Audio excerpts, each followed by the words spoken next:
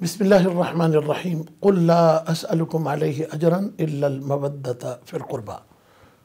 अस्सलातु वस्सलामु अलैका या रसूलल्लाह व अला आलिका व अस्हाबिका या हबीबल्लाह।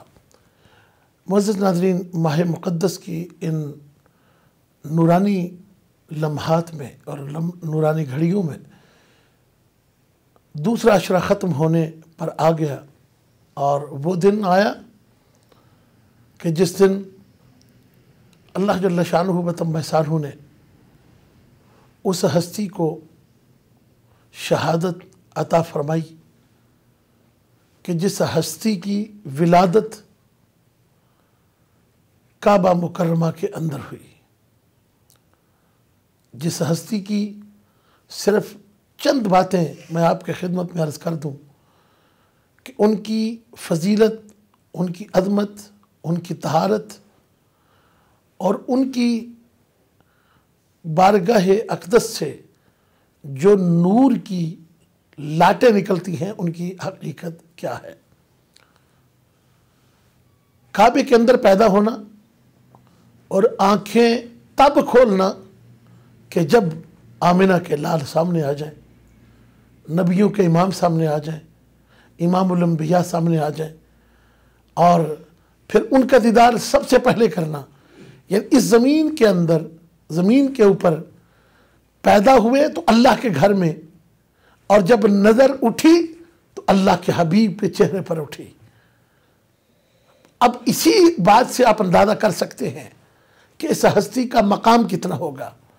मैं ज़िमन में ये बात भी अर्ज़ कर दूँ कि लोगों के जहनों में ये बात आती है कि मौला कायनात, यकीनी तौर पर आला हज़रत ने एक तत्वीक लिखी है, लेकिन मैं एक अपने ज़ौक़ की बात अर्ज़ करना चाहता हूँ।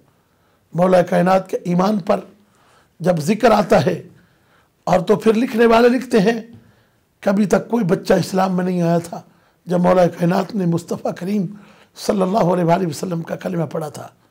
तो मेरे ज़हन में ये बात आती है और फिर मैं अपने आप से भी कभी पूछता हूँ और फिर ये सवाल सामने रखता हूँ कि इतनी आला कायनात में हुजूर से बढ़कर कोई और हस्ती है ही नहीं। फिर परवरिश जब हुजूर ने खुद फरमाई हो, जब रसूलुल्लाह सल्लल्लाहु अलैहि वसल्लम ने खुद घुट्टी अता की हो, जब हुजूर रहमत आलम सल्लल्लाहु अलैहि वसल्लम ने उन्हें अपने सीने से लगा के पाला हो, शिरक तो उनके करीब भी नहीं जा सकता। अगर शिरक करीब जाना होता तो काबे के अंदर वो पैदा ना होते। और इसमें भी हिकमत है कि काबे के अंदर पैदा हुए। कल जब बुत तोड़ने का वक्त आया था तो आमिना के लाल जनाब मोहम्मद रसूलुल्लाह सल्लल्लाहु अलैहि वसल्लम ने अली को ही अपने साथ मिलाया था। और ये वही अली का माना ही बुलंद है। अली का ये लफ्ज़ी माना आप देख लीजिएगा, ये वो अली हैं कि जिन्हें रसूलुल्लाह ने अपना भाई कहा। ये वो अली हैं कि जिनके चेहरे को देखना रसूलुल्लाह ने इबादत कर दाना है। ये वजह है कि उम्मुल मोमिनीन सय्यदा आयशा सिद्दीक़ा रज़ियल्लाहु ताला अन्हा फरमाती हैं कि मेरे बाप यानी हज़रत सैयदना अबू बकर सिद्दीक़ रज़ियल्लाहु ताला अन्हु मौला कायनात हज़रत अली का चेहरा देखते जा रहे थे। तो मैंने पूछा हज़रत अबू बकर सिद्दीक़ से, अपने वालिद गिरामी से, आप बस एक चेहरे की तरफ नज़र आप टिकटिकी बांध के देखते ही जा रहे थे, वजह क्या है? तो बेटी के सवाल पर बाप बोला, सहाबा में पहला सहाबी और वो हस्ती कि जो यार गार भी है और जो मिज़ार का साथी भी है और गार का साथी भी है, हज़र का साथी भी है, सफ़र का साथी भी है। तो जवाब दिया, बेटी असल बात यह है कि मेरे और तेरे आका करीम और कायनात के मलजा माहबा ने ये ऐलान किया है और ये बता दिया है कि नज़र इला वजह अली इबादत, कि जिसने अली का चेहरा देखा तो उसको इबादत का सवाब मिला। इबादत तो अल्लाह की है, अल्लाह को सजदा करे इबादत होती है, अल्लाह के लिए रुकू करे तो इबादत होती है, अल्लाह के लिए नमाज पढ़े तो इबादत होती है। लेकिन फरमाया जिस तरह मौला कायनात का चेहरा देखने पर इबादत होती है तो अल्लाह के नबी सल्लल्लाहु अलैहि वसल्लम ने फरमाया था कि माँ बाप का चेहरा देखे तो मकबूल हज का सवाब है। फरमाया माँ बाप का चेहरा तो मखसूस एक बंदा देखेगा, यानी जो उनकी औलाद है। अली का चेहरा ऐसा है कि जिसने कलिमा पढ़ लिया जो रसूलुल्लाह का उम्मती हो गया, सहाबा से लेकर 14 सदियों तक, यानी आज तक जिसने भी अली का चेहरा देखा। और दूसरी रवायत यह है कि अगर कोई देख न सका तो फरमाया कि जिक्र अली भी इबादत है।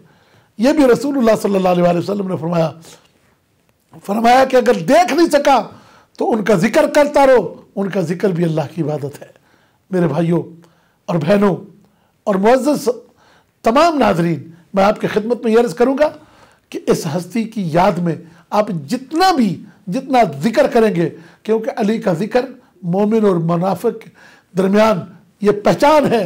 जो अली का जिक्र सुनकर खुश हो जाए उसके ईमान की गवाही सहाबा भी दिया करते थे, और जो परेशान हो जाए उसकी मुनाफिकत की गवाही सारा जहान दिया करता था। और ये क़यामत तक एक ऐसा थर्मामीटर है, एक ऐसी कसवटी है कि जिसको भी आपने चेक करना है अली का जिक्र करें। अगर तो उसको तकलीफ हो तो समझिए गंद है अंदर, और अगर वो खुश हो जाए तो कहे अंदर नूर ही नूर है। अल्लाह मेरा आपका हमें। अस्सलामु अलैकुम व रहमतुल्लाह।